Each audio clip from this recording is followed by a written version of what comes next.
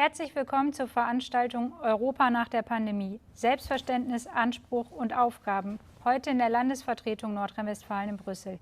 In case you want to follow the discussion in English, please switch to the English channel now.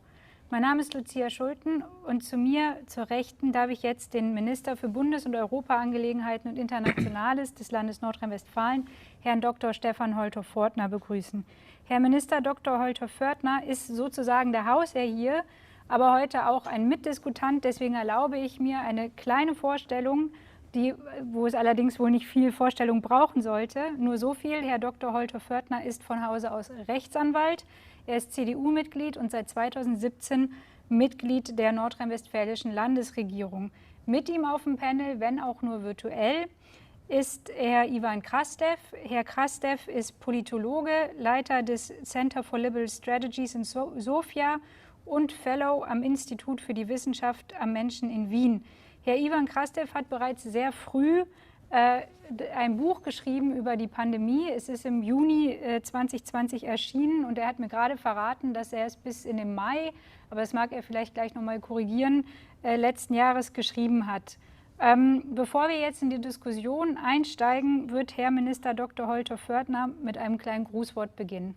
Ja, liebe Frau Schulten, sehr verehrter Herr Krastev, liebe Freundinnen und Freunde, für mich ist es eine große Freude, heute zu diesem Thema hier zusammenzukommen. Wir leider auch nur im digitalen Format, aber viel wichtiger finde ich, dass wir im Gespräch sind und im Gespräch bleiben. Ich begrüße Sie aus der Landesvertretung, Sie haben es schon gesagt, des Landes Nordrhein-Westfalen in Brüssel. Und gar nicht weit weg von hier hat am letzten Wochenende der Europäische Rat getagt.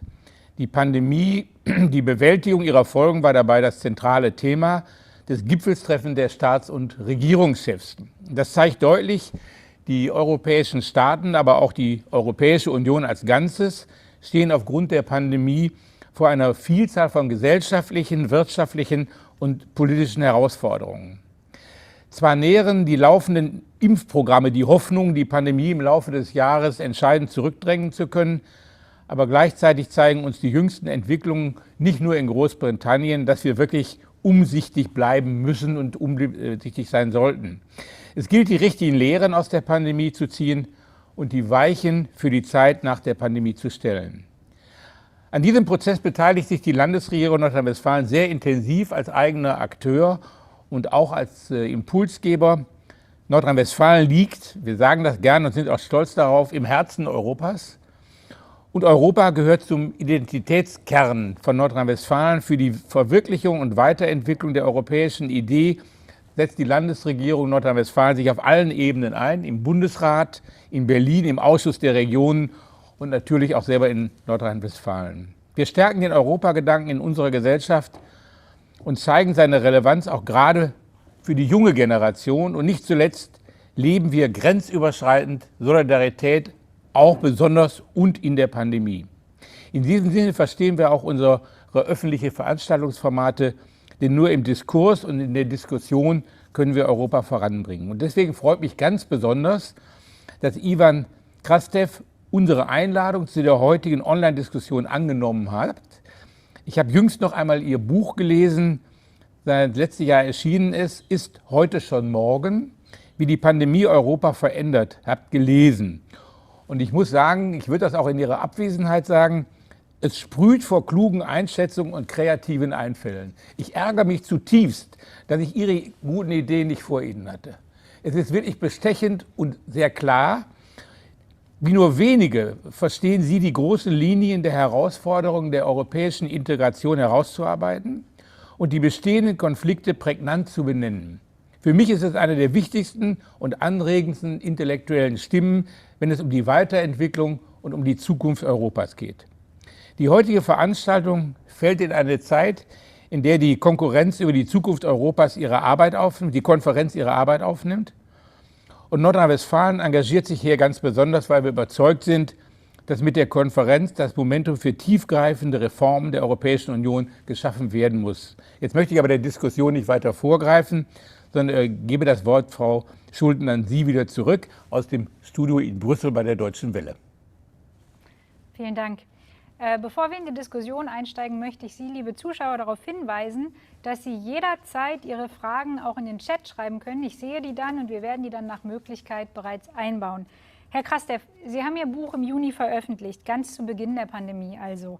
Damals haben Sie befürchtet, dass die EU zerfallen könnte, da die Pandemie die Grundlage des europäischen Projektes hinterfrage. In Ihren Worten geht es dabei um die Überzeugung, dass eine gegenseitige Abhängigkeit die verlässlichste Quelle von Sicherheit und Wohlstand sei. Es ist ein Jahr später. Haben Sie diese Befürchtung immer noch, die Sie damals vor einem Jahr hatten? Listen, this was, first of all, thank you very much for the invitation and for very generous assessment. But for me, the biggest problem is that the European Union is changing and it is going to change. And this pandemic is one of the factors that are doing this. For me, what was interesting about this crisis is that normally people are going to see, is this crisis was the nationalist moment or the European moment? And here's the first paradox. This crisis was a nationalist moment and European moment at the same time. When the pandemic started and when I was writing the book, basically all European member states closed their borders because this was the way to react to the pandemic. But the moment this was done, basically also the limits of economic nationalism became very much exposed. You can ask people to stay home for a while, but you cannot ask people to stay home in all of their lives.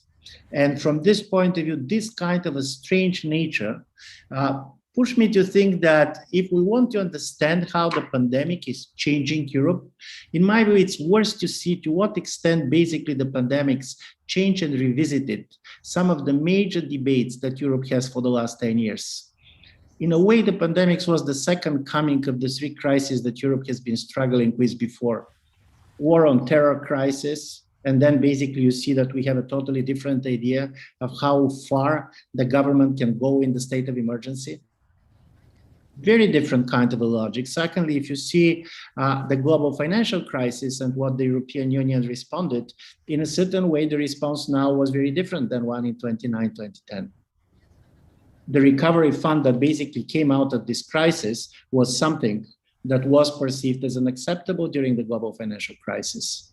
And even if you basically look at the refugee crisis, you're going to see that, of course, this crisis closed more borders in Europe than the refugee crisis ever closed. But the result of it is that opening the internal borders of the European Union now is perceived as a commonplace and nobody is ready to play with this. So I'm saying this because behind the public health issues that have been important, we see a major revisiting of a certain European debates and consensuses, and this was done by the pandemic. And when you're asking, is there something that worries me or not worrying me, all previous crises, kind of doubts about the future of the European Union have been very much on the periphery, be it Greece, being Italy, or during the refugee crisis, being Central and Eastern Europe. One of the interesting findings, particularly in the last 2 months, is that as a result of the pandemic, but also as the result of a slightly delayed vaccination and so on, there are major questions about the future of Europe coming from the very center, Germany, France. And I do believe this is new and this is interesting, and this is why I do believe it's so important to have this conversation, because what I have learned, and I have been always saying, I'm not a great expert on integration. I know certain things about disintegration because this is where my expertise comes from. It is how the center feels.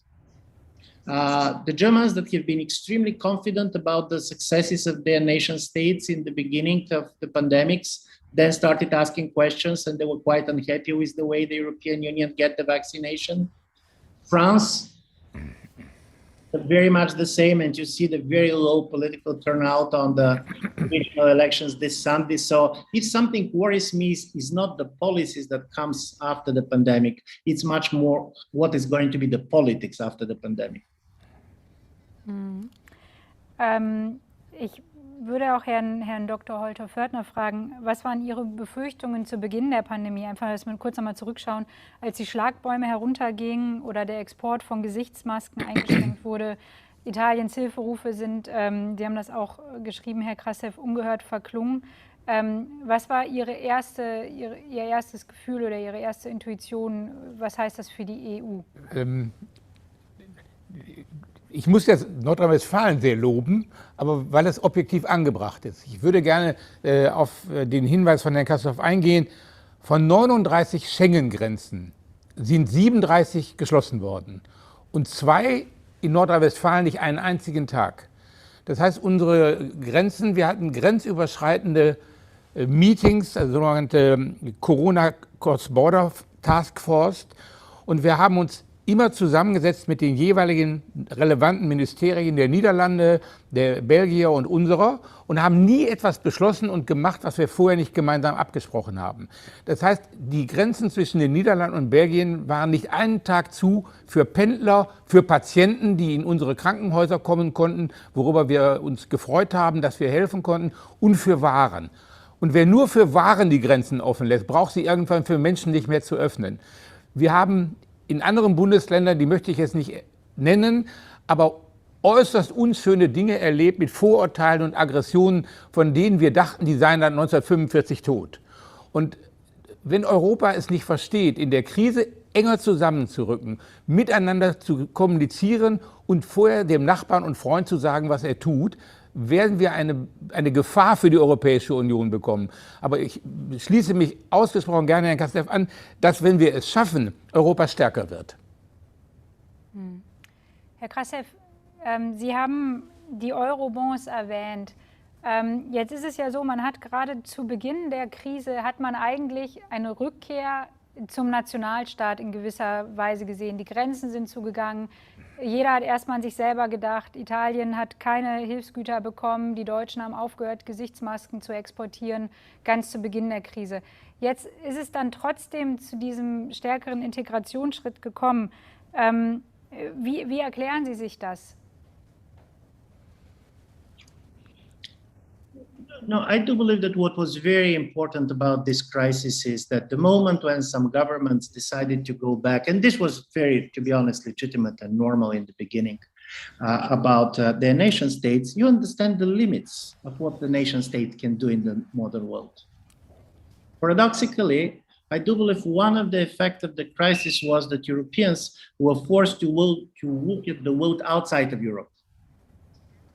And we see quite a lot of chaos. We see quite a lot of lack of cooperation. And then everybody understood that European cooperation basically is the only way to make Europeans relevant in a bigger world. In my view, this is something that has changed a lot, and particularly in the beginning, when many Europeans have been shocked of the initial reaction of the American government during President Trump. The story was, we discovered how lonely we are in the world. And this makes for many Europeans, including some with much more nationalistic sentiments, to understand that Europe is a community of fate. We're in this together. Even if the world goes more protectionist in economic terms, it does not make any sense for a country like Bulgaria to become protectionist. I don't know what it means, by the way. There is no national economy anymore. So then this idea of Europe and we should stay together and basically we should try to help each other was critical. And from this point of view, also the position which Germany got with respect to the mutualization of the debt in this moment, the sense of emergency was critically important. I do believe it was critically important. And it was critically important that it was a new consensus and not simply a new position. And in my view, this was a major change. Wenn ich Sie richtig verstehe, dann sagen Sie, in gewisser Weise passierte jetzt während der Pandemie die Erkenntnis in den europäischen Bürgern, dass sie letztlich solidarisch miteinander sein müssen, weil es eine Schicksalsgemeinschaft sei und dass man gar nicht anders könne, als jetzt zusammenzuarbeiten. Sie haben es selber erwähnt, in Deutschland gab es eine große Debatte um die Impfstoffe und darum, dass gemeinsam die Impfstoffe eingekauft worden sind. Wie passt das zusammen? Listen, this is a great question because there is also the difference between very big and prosperous member states and the small member states. For the Germans, it's much easier to believe that if they have been purchasing on their own, probably they were going to get more vaccines early on and they're going to get a faster vaccination. But on the other side, I do believe what people now start to realize is that even if Germany managed to vaccinate everybody, if the rest of Europe is not going to be vaccinated, the pandemic is not going to be over. And this is not true only about Europe. But in my view, there was a major divide when the pandemic started between societies that get self-confident about the capabilities of their nation states and society that was much more challenging the capabilities of their nation states. And if you see the kind of a twisting sentiments during the pandemic, one of the strange story about this pandemic is that countries that have been praised on Monday are going to be criticized on Friday. For example, in the beginning of the pandemic, Central and East European countries look as if we are doing relatively well on the level of number of people infected and dying. And then come the second wave. And Central and Eastern Europe was one of the biggest losers in this. So my feeling is that also among the German society, there is a much higher expectations about the capability of their government. They're less ready to tolerate any delay. So from this point of view, probably this explains the fact that if you see on the opinion polls, when it comes to the vaccination, Germans were more unhappy than, for example, some of the periphery societies, which even had a lower level of vaccination. Also hat es, wenn ich Sie richtig verstehe, etwas damit zu tun, was der einzelne Bürger von seinem Staat erwartet. Und wenn er diese Erwartung nicht erfüllt bekommt, dann ist er im Endeffekt dazu bereit, auch anzuerkennen, dass es die Europäische Union regeln muss, um das vielleicht zusammenzufassen. Ich hoffe, ich habe Sie da richtig verstanden. Herr Dr. Holthoff-Pförtner, vor dem Hintergrund, in welchen Bereichen würden Sie jetzt oder vor diesen Erfahrungen, die wir jetzt mit der Pandemie, die Europäische Union mit der Pandemie gemacht hat, in welchen Bereichen würden Sie weitere Integrationsschritte erwarten? Ich würde mich Herrn Krastev anschließen, dass wir gesehen haben, dass wir alleine gar nicht in der Lage sind, es zu lösen. Wir leben anders. Es ist eine Illusion zu glauben, dass das Schließen der Grenze irgendein Problem löst. Wenn Sie eine Herdenimmunisierung erreichen wollen, müssen Sie anerkennen, dass die Herde alle Europäerinnen, alle Europäer sind. Wenn wir das nicht gemeinsam machen, können Sie für wenige Tage vielleicht versuchen, etwas dicht zu machen, aber den Schaden, den Sie anrichten und die Erkenntnis zu sagen, dass wir in dieser grenzüberschreitenden, regionenüberschreitenden Weise seit 60 Jahren leben und sie akzeptieren müssen und dass jedes Zurück katastrophale Folgen hat, ist eine positive Folge der Pandemie. Die Frage, die aber ja dennoch bleibt, wenn wir jetzt über die Grenzschließungen sprechen, derzeit ist es so, dass oder gerade zu Beginn auch der Pandemie hat man einen Flickenteppich gesehen. Jeder hat das ein wenig anders gemacht. Das steht natürlich auch in einem Widerspruch zu den Freizügigkeitsgarantien der Europäischen Union. Ich würde es mal runterbrechen auf die Frage, wer soll entscheiden, wann die Grenzen geschlossen werden? Um es kurz zu sagen, gar keiner. Also ich glaube gar nicht, dass es die Frage der Zuständigkeit ist, dass irgendjemand, dass man das Problem von Düsseldorf nach Berlin verlagert, von Berlin nach Brüssel verlagert oder nach Paris oder nach Budapest. Sondern ich glaube, dass die Verantwortung nur zustande kommen kann, wenn wir das im Konsens und im Gespräch gemeinsam machen, dass wir sagen, was wir vorhaben und was wir erreichen wollen. Ich bin ja dafür, dass Europa so bunt und so fröhlich ist, wie es sein kann. Wir müssen es aber im Einvernehmen mit dem Nachbarn machen. Wir müssen ihm erklären, was wir tun. Das ist aber, sagen wir, in einem Bundesland wie Deutschland auch nicht anders. Wir haben 16 Bundesländer und wir haben, auch wenn das mancher möchte, zwischen Nordrhein-Westfalen und Bayern keine Grenze geschlossen. Das heißt, weil wir miteinander reden, welche Maßnahmen macht ihr, warum macht ihr sie, wie greift ihr sie durch. Das heißt, wir müssen miteinander abstimmen, warum wir etwas tun. Wir hatten zum Beispiel Unstimmigkeit mit unseren niederländischen Freunden, weil vor einem langen Wochenende plötzlich es stringenter wurde. Da musste man einen negativen Test zeigen und so weiter. Das war aber nicht, weil wir uns anfangen, gegenseitig zu ärgern, sondern weil ein Gesetzgebungsverfahren in den jeweilig zuständigen Kreisen von der Realität überholt wurde. Das muss man erklären, damit auch keine Vorurteile kommen und damit man nicht sagt, jetzt machen wir auch zu und die kommen nicht mehr in unsere Krankenhäuser. Also nach meiner Auffassung ist das Wichtigste überhaupt, gemeinsam zu entscheiden, trotzdem die Vielfalt zuzulassen, aber sie dann gemeinsam zu organisieren. Sobald es sich verselbstständigt, haben wir katastrophale Folgen. Es gab zum Beispiel Grenzen zwischen Polen und einem anderen EU-Land. Das hatte Hunderte von Kilometern und Versorgungsengpässe in den Hauptstädten. Das ist absolut unsinnig, weil es keine positiven Beiträge hat. Also miteinander reden, miteinander entscheiden und genau sagen, wo man hin will. Das machen wir innerhalb der Bundesländer auch. Letzter Satz. Manchmal sagen die, ja, die quatschen da rum und wieso darf ich das in Schwerin nicht und darf das aber in Salzburg. Ja, wenn es in München schneit, kaufe ich mir auf Sylt keinen Schlitten. Also wenn die Geschichten unterschiedlich faktisch sind, muss ich sie auch unterschiedlich gemeinsam behandeln. Herr Krastev, wo denken Sie, sollten oder könnten solche Entscheidungen auf EU-Ebene getroffen werden? Sollte sich da was ändern in der Entscheidungsebene? Und vor allen Dingen vielleicht, in welchen Bereichen, denken Sie, wird es weitere Integrationsschritte geben aufgrund der Pandemie? Ich denke da vielleicht vor allen Dingen an Gesundheitsschutz.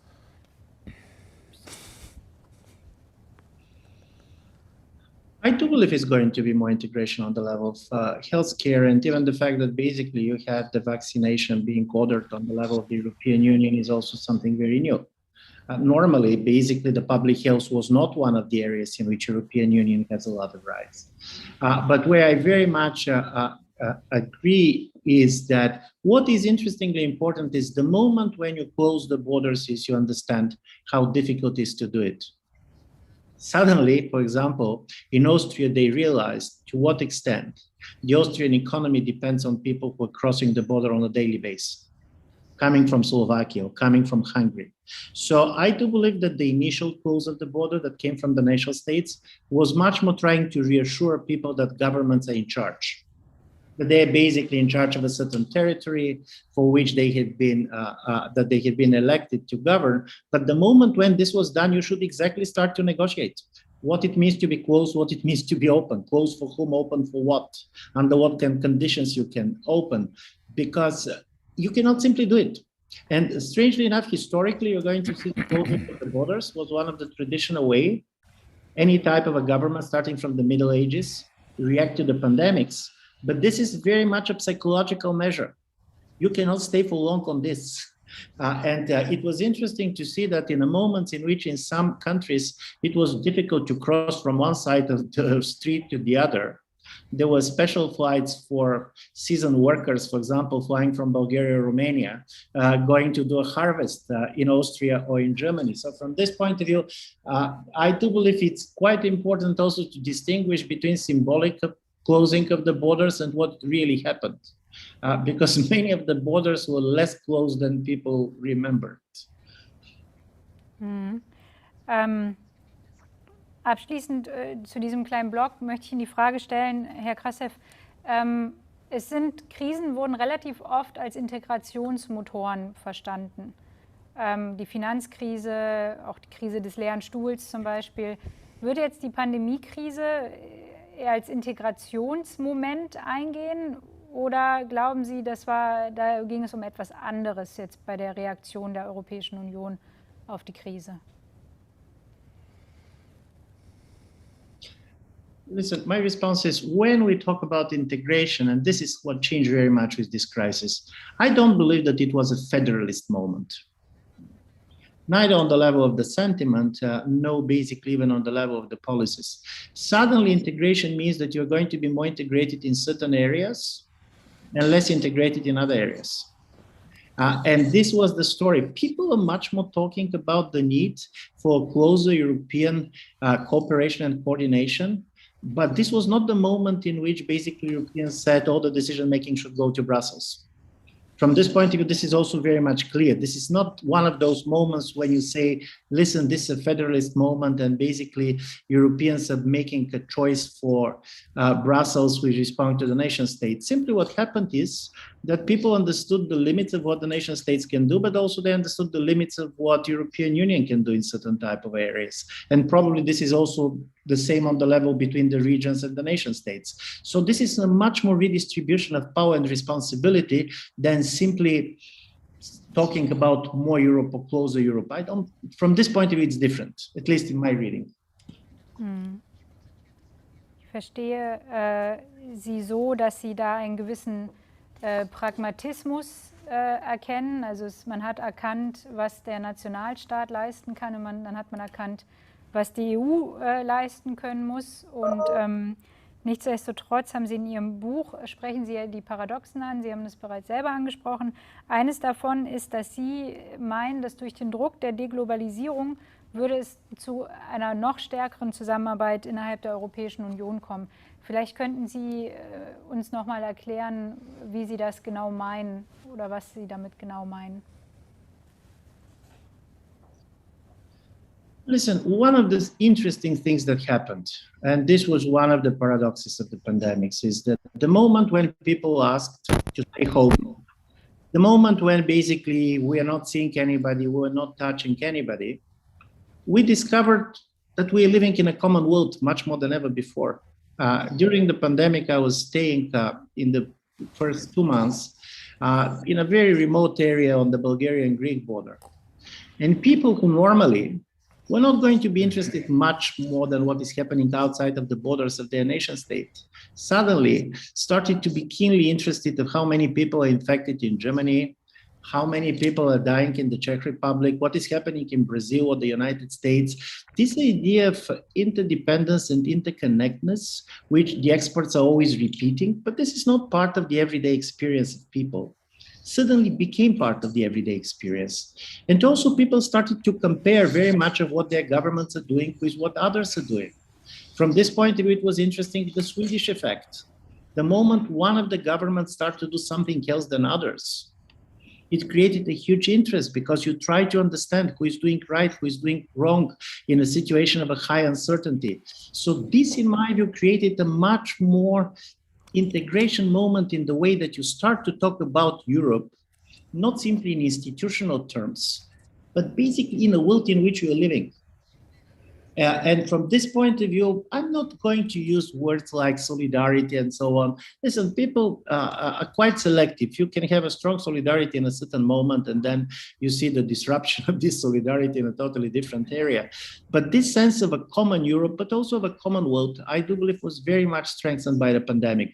And also this kind of a living through comparing, trying to judge your government on the basis of comparing what other governments are doing, because we have all one issue that preoccupied us. In my view, this was the interesting story. Normally, basically, German public is interested in something and Bulgarian in something else. And there was this moment in which we have been living with one issue, with one virus in a common world. And this was an integration moment from psychological point of view. Der Integrationsmoment war Ihrer Ansicht nach zu Beginn der Krise da, nehme ich an, oder vielleicht auch später. Wie sehen Sie das, Herr Dr. Holthoff-Pförtner? Gab es einen integrierenden Moment und hat der länger angehalten und können wir daraus was mitnehmen? Also ich bin ganz sicher, dass wir da viel daraus mitnehmen, weil wir einige sehr hart und auch sehr schmerzhaft lernen mussten, dass das Virus sich nicht an Grenzen hält und dass wir nicht in Grenzen der Zuständigkeitszonen leben. Wir leben darüber hinaus. Wir leben einen ganz anderen Rhythmus, als Nationalstaaten, Bundesländer haben. Und wir halten uns auch nicht daran, ist da eine Landesgrenze, ist da eine Bundesgrenze, sondern wir haben einen Rhythmus bekommen. Herr Krastev hat das eben gesagt, die Arbeitskräfte in Polen kommen zu hohen Prozenten gar nicht aus Polen. Und wenn plötzlich die Krankenschwester und der Arzt nicht mehr kommt, hat Polen ein Problem, das es innerhalb seiner Grenzen nicht lösen kann. Und nur die Grenze zuzumachen, ist scheint stark zu sein und jetzt machen wir die Grenze zu. In Wahrheit ist es jämmerlich und eine Bankrotterklärung. Solange wir uns an Grenzen im Leben nicht halten, können wir in Grenzen noch nicht entscheiden, sondern dann müssen wir in den Regionen entscheiden, in denen wir uns aufhalten und in denen wir leben. Und das ist, glaube ich, eine tolle Lehre, die wir ziehen müssen, gar nicht freiwillig ziehen. Wir haben erkannt, dass wir miteinander reden müssen, da wo wir miteinander leben. Europa, und wir haben jetzt viel über Europa und die inneren Grenzen gesprochen. Ich möchte jetzt vielleicht kurz auf Europa in der Welt und die äußeren Grenzen zu sprechen kommen. Krastev, Sie haben in Ihrem Buch geschrieben, dass Europa erkennt oder erkennen wird, dass es gewisse Bereiche gibt, in denen Europa zusammenarbeiten muss, auch um sich autonomer gegenüber der Welt zu gestalten. Warum ist das, können Sie das vielleicht nochmal erläutern, und warum ist das eine Lehre aus der Krise?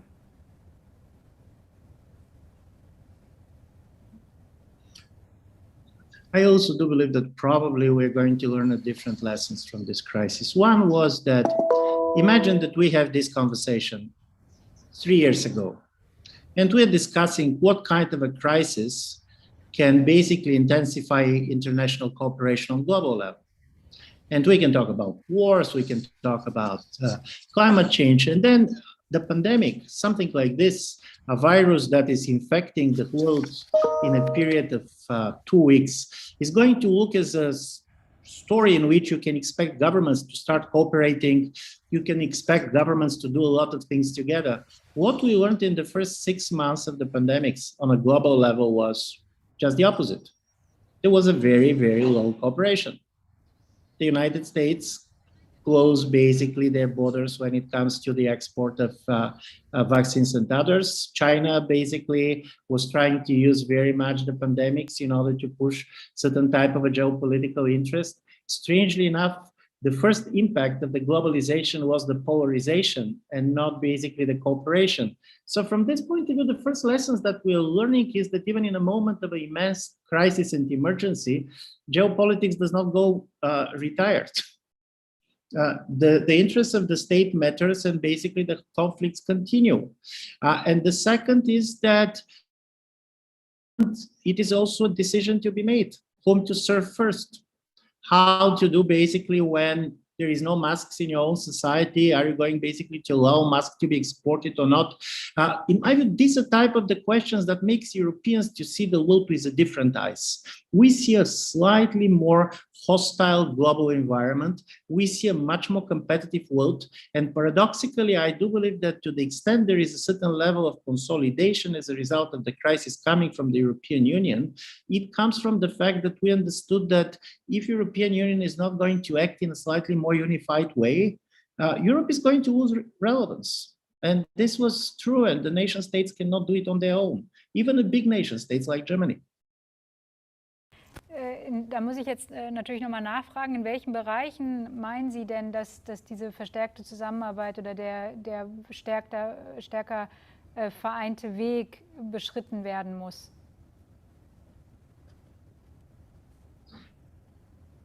Public health came was one of the areas that basically, obviously, everybody understands that there should be more cooperation. By the way, the public health and the pandemics also make visible certain type of things about which experts have been talking about, both within Europe and outside of Europe, that otherwise were neglected. For example, the moment when the pandemic started, it became visible how aged the medical professionals of Eastern Europe are, to what extent out-migration of the doctors and nurses from the region has changed the nature of the public health services.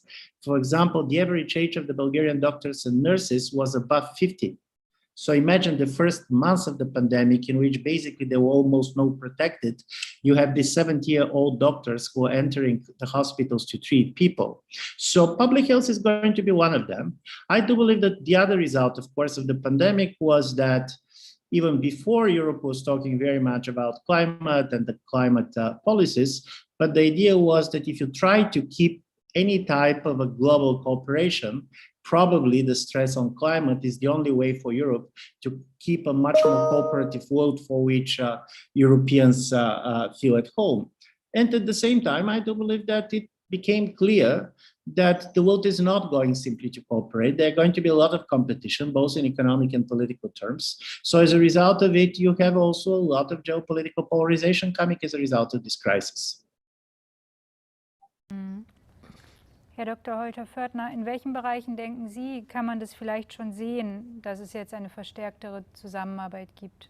In dem Buch von Herrn Krastev hat er ja 3 Ereignisse aufgezählt. Er sagt, wir haben die Finanzkrise gehabt und wir hatten die Flüchtlingskrise und alle haben gesagt, die Welt wird nie mehr sein, wie sie vorher war. In Wahrheit hat sich nicht viel verändert. Wir haben aus 9/11 keine großen Konsequenzen gezogen. Die Finanzkrise hat die wenigsten Konsequenzen erdulden müssen und die Flüchtlingskrise fängt jetzt an zu wirken. Jetzt sehen wir ein, dass wir miteinander reden müssen, wie wir zum Beispiel mit Flüchtlingen umgehen, dass es Solidaritätsbeiträge von Ländern geben muss, die möglicherweise eben bestimmte Quoten nicht aufnehmen können. Darüber muss man auch reden können. Das heißt, ich glaube, dass Europa sich das erste Mal richtig aufeinander zubewegt durch das Virus. Und ich halte das für einen ausgesprochen positiven Weg, den wir da gemeinsam gehen. Wir haben aber eine große Herausforderung, der wir überhaupt noch nicht gerecht werden. Europa besteht ja eigentlich nur in unseren eigenen Köpfen sehr harmonisch. Das sagen wir vor allen Dingen, wenn wir von Europa sprechen, sprechen wir in Wahrheit ja immer von Westeuropa. Von Mitteleuropa und Osteuropa reden wir ja ganz wenig. Aber die Herausforderungen gegen illiberale Demokratien oder gegen Einparteiendiktaturen gilt Gesamteuropa. Und wenn wir dieses geopolitische Europa nicht auch politisch einigen, werden wir keinen Bestand und keinen Einfluss haben. Ein letzter Satz: Nordrhein-Westfalen hat ein Büro in Tel Aviv in Israel und ich freue mich enorm darüber, weil das ein toller Dialog ist, weil es ein toller Kontakt ist. Wenn Sie sehen, wie wenig in den Konflikten, die dort im Umfeld sind, Europa eine Rolle spielt, werden Sie depressiv. Herr Krastev, Sie haben gesagt in Ihrem Buch, da zitiere ich Sie jetzt, dass ein vereintes Europa und ein mit Notvollmachten ausgestattetes Brüssel sich als einzig realistische Lösung im Umgang mit der nächsten Phase der Krise erweisen könnte. Das ist jetzt ein Jahr her.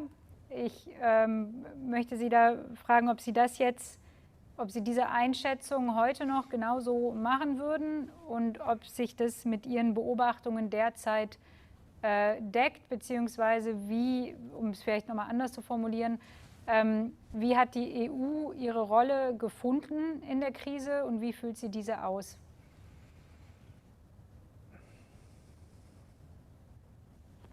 Listen, the EU role has been evolving in the way it has been evolving the position of any country that has been part of this crisis.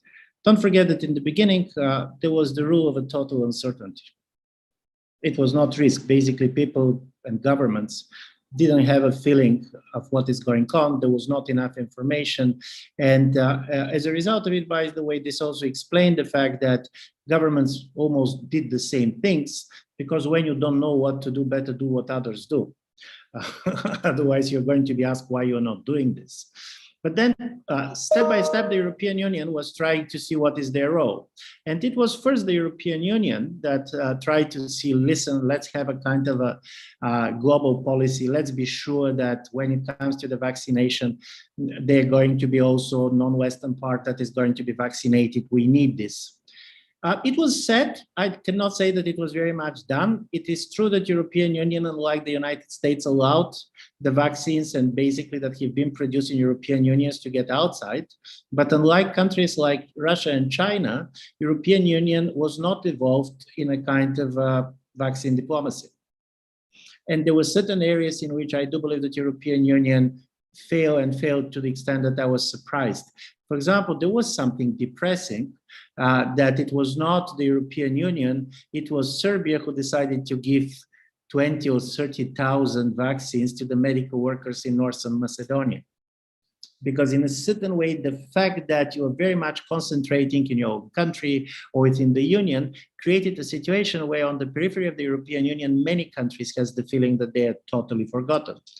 Now, obviously, you see everybody trying to do something different. The United States and President Biden now went very strong on this vaccine diplomacy, basically talking about the patents and talking about the things that Americans are going to distribute. The quote country decided to fund 1 billion to be produced in India.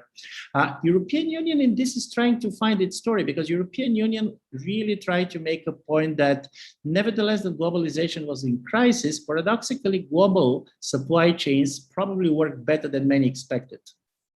After the first 1 month, the idea was that market still works, and this makes Europe very distinctive, paradoxically, from both United States, China, Russia, is that Europe said, let companies talk to companies. Let states talk to companies and not states talk to states. I do believe this was the Europe's position. I don't know how strong this position is, because others are doing just the opposite. All other kind of great powers, they go and they attach, honestly speaking, their national flags to the vaccines that they're exporting, to the contracts that they're doing. So from this point of view, Europe was slightly lonely. Dass die Union trotz allem weiterhin die Fahne der Globalisierung, der internationalen Lieferketten aufrechthält und sich da auch weiterhin irgendwie für die Globalisierung stark macht. Kann man das so sagen?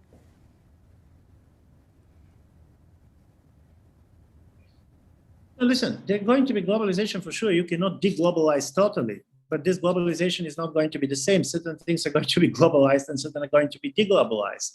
For example, shortening of the supply chains started before the pandemics. You see kind of a change of location. Some major industries that have been basically based in China starts to moving out of China before the pandemic. So from this point of view, and this was, in my view, stressed by many analysts, the pandemic was not a classical disruption crisis. The pandemics much more intensified certain trends that have been there before, both on the level of reconfiguration of a certain global supply chains. Secondly, very much it was also about technology and the role of the technologies.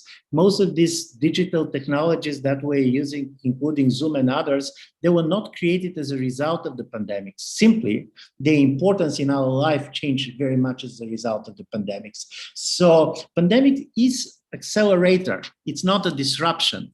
And as a result of it, yes, there's going to be certain level of globalization, but this globalization in certain areas could have a very different forms. I will not be surprised if in the technological sphere, you're going to see a major decoupling between the United States and China. And then what kind of a search machine you're using, what kind of a 5G provider you're using, and so on, is going to be not simply a business decision, it's going to be very much a security decision. Is this a change? This is a change. Is this the end of globalization? This is not the end of globalization. Vielen Dank für den Blick jenseits der EU-Grenzen sozusagen. Herr Dr. Holthoff-Pförtner, möchten Sie dazu noch was ergänzen? Ich würde jetzt was wiederholen. Ich glaube, dass wir China gegenüber sensibler geworden sind, dass wir vorsichtiger geworden sind bei Kooperationen in sicherheitsrelevanten Bereichen, bei der Digitalisierung. Wir haben auch erkannt, dass nicht nur ein Land Medikamente herstellen darf und dann einen Weltmarkt hat und dann werden die schon irgendwie vernünftig damit umgehen. Ich glaube, dass das sehr positive Auswirkungen einer erheblichen und dramatischen Krise sind. Ich würde jetzt gerne den Blick wieder in die Europäische Union richten. Sie haben es schon angesprochen. Da würde ich gerne Herrn Krastev fragen, welche Auswirkungen hat die Krise denn Ihrer Meinung nach auf autoritäre Herrschaftsformen? Es gab gewisse Einschränkungen von Grundrechten. Hat die nun dazu geführt, dass autoritäre Herrschaftsformen, hat das Vorschub geleistet bei autoritären Herrschaftsformen?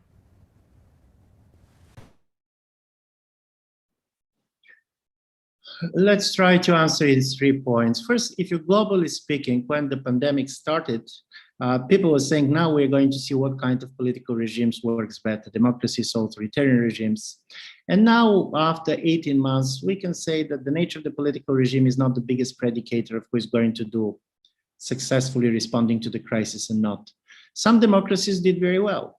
By the way, some European democracies, but also some democracies in Asia. Taiwan did well, South Korea did well. China, for the moment, is doing fine. You can see basically that some other authoritarian regimes are not doing particularly well. Certain recent developments also in Russia shows that almost on a weekly basis, you can reassess how well the countries are responding or not. In the case of Europe, when the pandemic started, there was many people who basically said, listen, the governments are going to use these pandemics in order to come with a state of emergency, and this is going to cost us a lot. And some of these fears have been legitimate, but on the other side, public have a demand for governments to do something.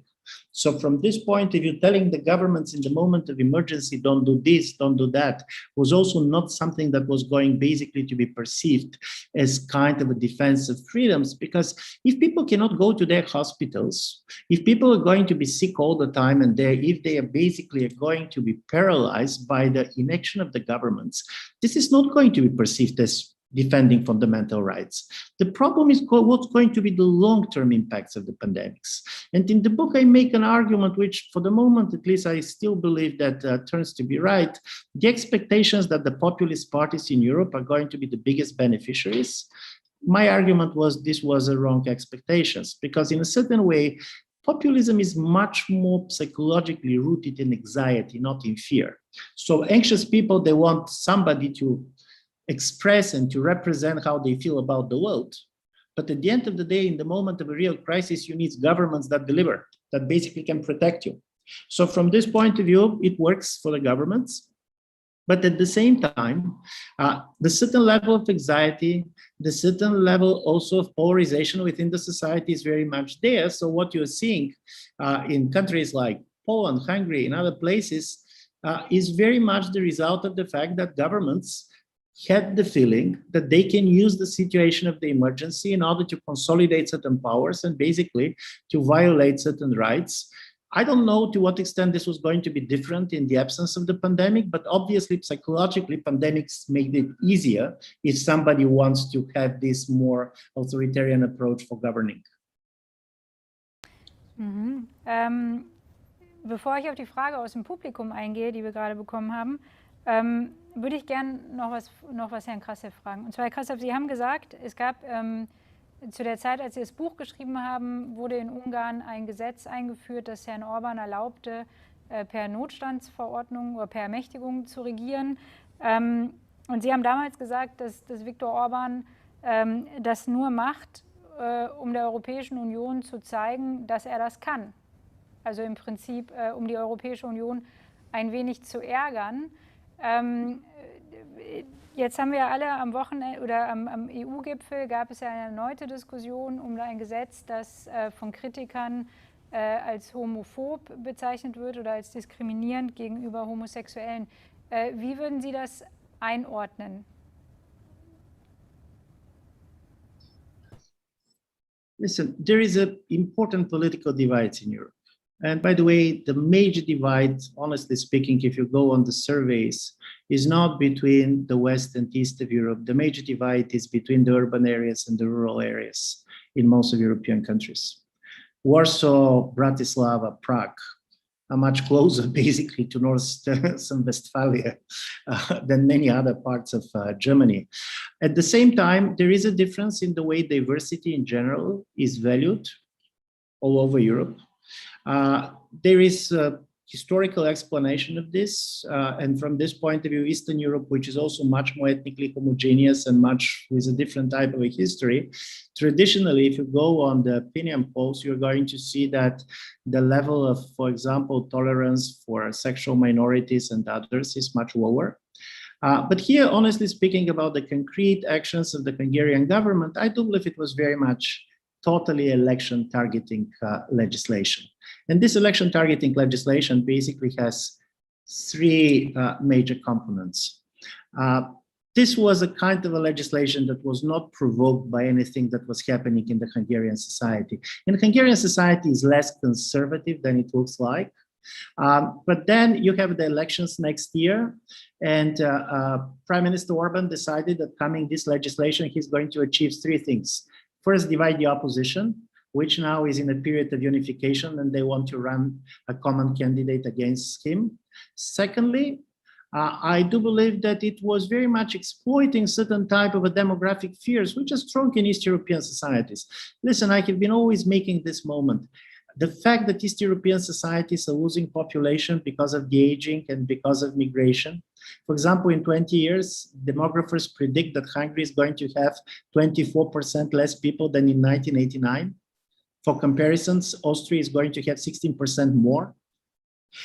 All this creates a story that certain level of normality that was very much perceived by the average Hungarian had been challenged, and Mr. Orban decided to make a politics out of it. I don't believe that it was a genius political move for three reasons. First, if you go on the opinion polls, you're going to see that while on migration, the generational difference was not bigger. There was a very strong anti-migrant sentiments in 2015, 2016, both among the young and the older people in Central and Eastern Europe. When it comes to sexual minorities, it's very different. For the younger generation, this is not an issue that divides. People are much more tolerant. They take it much more for granted, basically, the rights of the gay and lesbian community. Secondly, I do believe that also probably Prime Minister Orban underestimated the impact this can have on some of the Western investors in Hungary. Many of these companies were not particularly kind of moved by certain other things that he did, but because of market consideration concerning their customers, because of gay and lesbian people on their boards, this type of a crisis in a certain way is making Hungary to look much more hostile. And thirdly, the paradox of East European populism is that on one level, all of these governments are making votes talking against Brussels. But if you go on the opinion polls, you're going to see that Hungarians and Poles are against the most pro-European public opinions in Europe. None of this country wants to leave European Union, none. So the moment when you polarize too much, the fear that really you can end up out of the European Union, this is not giving you votes, this is taking you votes. So from this point of view, I'm really interested to see what is going to be the impact of this type of a story. And I want to end on this. Every politician, and here there is a minister in studio who knows this much better than me, tries to play and to do what worked well the previous time. And the migration crisis played well for Mr. Orban and his party. I'm not sure that this crisis is going to have the same impact in terms of domestic electoral politics. Herr Krastev, vielen Dank dafür. Herr Krastev hat es jetzt eingeordnet als einen innenpolitischen Move, sage ich mal, der eventuell zurückfeuern könnte. Nichtsdestotrotz hat das ja hier gewisse Wellen geschlagen. Der niederländische Premierminister hat gesagt, also wenn dieses Gesetz nicht zurückgezogen wird, dann solle Herr Orban oder die ungarische Regierung durchaus über ihre Mitgliedschaft zur EU überdenken. Meinen Sie, dass vielleicht eine solche Diskussion eine größere Gefahr für die Europäische Union darstellt als die Pandemie? Mir fällt es jetzt schwer, unvorbereitet das zu vergleichen. Ich würde einen Aspekt gerne rausnehmen, den ich hochspannend finde, weil ja immer gesagt wird, es gibt eine hohe Zustimmung in Ungarn zur Europäischen Union. Es gibt eine hohe Zustimmung zur Europäischen Union in Polen. Und trotzdem gibt es eine Mehrheit für die PiS und es gibt eine Mehrheit für die Fidesz. Es wird von den Politikern, die diese Parteien führen, so getan, als ob das beides parallel möglich wäre. Und die EU hat auch feige so getan, dass es wirklich möglich wäre. Also es gibt verschiedene Formen, wie man den EU-Vertrag leben könnte. Das haben wir jahrelang geduldet und hingenommen. Ich bin geradezu euphorisch, wie im Moment die Europäische Union, wie der Rat, wie die Kommission und wie das Parlament reagieren und sagen, nee, das geht eben nicht. Man kann sich keine EU-Mitgliedschaft basteln ohne unabhängige Gerichte, ohne Gewaltenteilung, ohne Pressefreiheit. Ihr könnt euch das so ein bisschen basteln. Wenn das eure Wiederwahl leichter macht, dann macht das ruhig. Und wenn wir wehrhafte Demokraten werden und wenn wir sagen, man kann in dieser Gemeinschaft auch nur sein, wenn man die demokratischen und die Werte dieser Verträge, die man unterschrieben hat, lebt und annimmt, sonst kann man da nicht drin bleiben, glaube ich, dass es die EU stärkt und nicht schwächt, ganz im Gegenteil. Denn Orban ist ja intelligent, der weiß ja, wie weit er geht, der probiert immer weiter zu gehen. Und wir waren so, dass wir es geduldet haben. Und die Priorität des wirtschaftlichen Handels war für uns wichtiger als eine Wertegemeinschaft. Wenn wir das beenden, werden wir stärker. Vielen Dank für Ihre Einschätzung. Ich komme jetzt endlich auf die Frage aus dem Publikum an Herrn Krastev. Und zwar ist die Frage, wie können die europäischen Bürger resistenter werden? Wie könnte das Subsidiaritätsprinzip gestärkt werden? Und gleichzeitig wird die Bitte formuliert, nicht immer mehr nach mehr EU-Kompetenzen zu fordern. Vielleicht können Sie darauf eingehen, wie der europäische Bürger gestärkt werden könnte.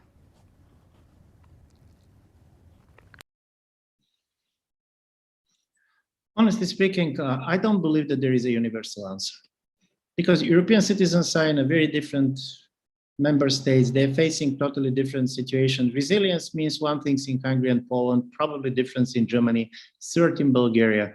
And the first thing is that, and this is what I really fear, is that many European citizens has the feeling that their voice doesn't matter much. How they feel, what they're saying is not going to change. And this is the problem of size. What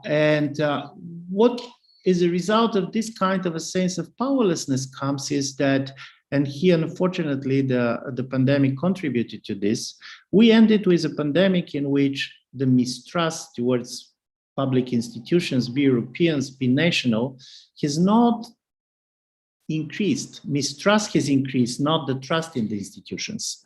And here's, in my view, the central paradox of European politics. Mistrustful people are powerless. If I don't trust anybody, I cannot change anything.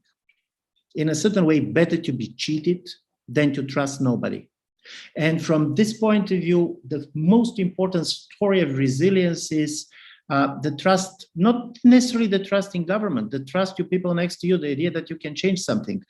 I believe this is going to be critical, and this is going to be critical because otherwise you have this level of discontent in many parts of Europe, but this is a discontent that is producing noise. It is not producing voice for any type of change. What citizens should do, listen, it very much depends, but for me there is one problem that probably we're not talking enough about, and this is demographic dimension of the COVID-19. When the virus came, suddenly we learned, every one of us, first how old we are. It depends very much when you're going to be vaccinated, how much you should fear getting sick. You understand what is the demographic structure of our societies. We learned for the first time how many people older than 80 live in our societies, where they're living. And then suddenly we understood something which is particularly dramatic for Central and Eastern Europe, how small cohort the younger generation is. Because of low fertility rates and out migration, the young people in Central and Eastern Europe is a minority. I mean, a minority that does not believe that it can make enough change with the ballot boxes. This is why you're going to see so many young people on the streets of Central and Eastern Europe, and you're going to see a quite low participation in elections. How to empower young people in Europe in a situation in which you have such a big generational disbalance, in my view, is a critical question. So talking about resilience of the European citizens is we should try to see how to empower this kind of an invisible minority. The minority of the people younger than 30, by the way, 83% of these people did not vote on the last regional elections in France. Wir sind fast am Ende unserer Diskussion angekommen. Einen Satz dazu sagen? Natürlich, Herr Dr. Ja, als Europarechtler reizt mich das natürlich unheimlich, was Herr Friedrich gefragt hat. Wir haben Europa nicht zu Ende gedacht und nicht zu Ende gehandelt. Wir haben vor dem Vertrag von Lissabon, sind wir eigentlich schon an der Verfassungsfrage gescheitert. Jetzt haben wir die Diskussion über die Zukunft Europas, den Kongress der Zukunft Europas. Wenn wir Europa nicht tatsächlich konsequent strukturieren, werden wir keine Subsidiarität wirklich bekommen. Wir müssen uns entscheiden, ob wir eine föderale Struktur wollen. Wir wollen ein Europa der Regionen. Und dann haben wir auch die Subsidiarität und die Zuständigkeiten. Wenn wir zu feige sind, zu formulieren, was wir wollen, werden wir es nicht kriegen. Vielen Dank. Ich würde dann, glaube ich, zu meiner Abschiedsfrage kommen. Die würde ich an beide Herren gleichzeitig richten oder einer nach dem anderen. Ich fange mit Herrn Dr. Holthoff-Pförtner an. Was ist in Ihren Augen, das haben Sie vielleicht gerade schon beantwortet, die größte anstehende Aufgabe aufgrund der Pandemie, die Europa jetzt zu begehen hat? Wir haben natürlich einmal die Herausforderung, das Virus wirksam zu bekämpfen, solidarisch und langfristig, dass wir nicht im nächsten Herbst in die nächste Krise kommen. Das heißt, wir müssen mit Impfungen umgehen, wir müssen mit uns selber diszipliniert umgehen. Das heißt, das ist eine Voraussetzung, die wir im Gesundheitsbereich haben. Ob Brüssel wirklich mehr Zuständigkeit im Gesundheitsbereich hat, kann ich gar nicht beantworten. Aber wir müssen das Europa, was wir geerbt haben, verantwortlicher mitgestalten und tatsächlich in eine Form bringen und uns nicht so durchmauscheln. Das wird uns hart bestraft werden. Herr Krastev, was ist Ihre Einschätzung? Was ist die größte Aufgabe in Angesicht der Pandemie, die die EU jetzt zu meistern hat? I'll start with the biggest risk, because the biggest task is kind of to respond to this risk. And the biggest risk is that because of the pandemic, many people believe that the change that we need is simply to go back to the pre-pandemic normal. Just going back where we were is going to be enough, and this is basically the change many people look for. I do believe that European Union should not allow this to be its idea of change. Just going back to the pre-pandemic status quo is not going to be enough. So from this point of view, the task is not to forget that just going back to the normal is not the change that European Union needs. Für die Beantwortung der Frage, das sind auch die letzten Worte. Ich wünsche Ihnen noch einen schönen Tag aus dem Landesstudio oder aus der Landesvertretung Nordrhein-Westfalen in Brüssel. Einen schönen Tag. Landesstudio. Thank you very much.